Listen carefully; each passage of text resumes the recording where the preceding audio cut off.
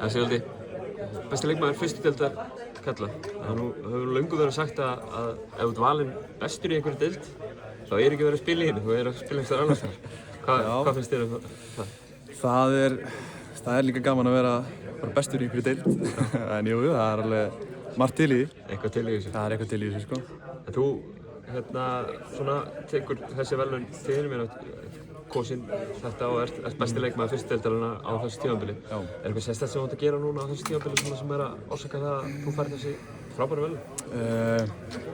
Ég get ekki alveg sett putun á hvort það sé eitthvað sérstakt. Það er bara að mæta og það er bara svona búið að vera svona gegnumgangandi tímabilið, bara búið að vera góð stemming í hópnum og svona og bara líður vel í leiknum og bara Fjölnismenn búin að gefa mér bara gott tækifæri til þess að eiga með þetta tímabil. Þannig að það er svona bara fyrst sem þetta í hug. Þessi fyrsta deild karla eins og hún hefur verið í vetur. Þetta hefur verið mjög upp og ofan hjá mörgum liðum. Við erum að sjá bara stórveldi í fyrstu deildinni eins og Hamar falla niður í aðra-deildina og það er rosa mikið að gerast. Sterk deild. Sterk deild. Hvernig er svona þín upplifun á þessari deild þetta tímabil?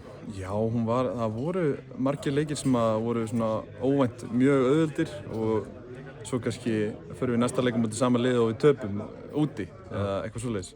Þannig að það var alveg mikið af svona liðum sem gátu dottið á einmitt góðan leik, bara góð lið sem duttu á marga lélega leiki og þetta var svona, hún var skemmtileg sko. Maður vissi ekki, maður þurfti alltaf að vera klár, saman hver aðstæðingur er. Höttur beint upp eftir frábæra leik á móti Sindra hérna fyrir austan. En eitt sæti eftir upp í bónusdeildina sem að þínir menn og fleiri liði ætla að keppast um. Algjörlega. Þið byrjið á KF. Nú veit ekki alveg, þú ert að einhverju leyti, það er einhver káringur í þér einhvers staðar, Jú, það er hérna einst inn einhvers staðar. Já. Varstu aldrei með KF samt? Nei, aldrei með KF. Ég er samt svona bara þykir vænt þetta KF batteri sko, þekki marga í kringu það og svona sko, en við erum með þetta bara, já, finnst það svona, það er aldrei formsatir en alltaf að klára einhverja seríu, en svona við viljum þetta að klára þessa seríu bara í sem fastum leikjum. Það er auðvitað stefnan, það bara byrjar í kvöld hjá mínum mönnum. Kæra þakki, Sigvaldi og gangi ykkur vel. Takk fyrir það.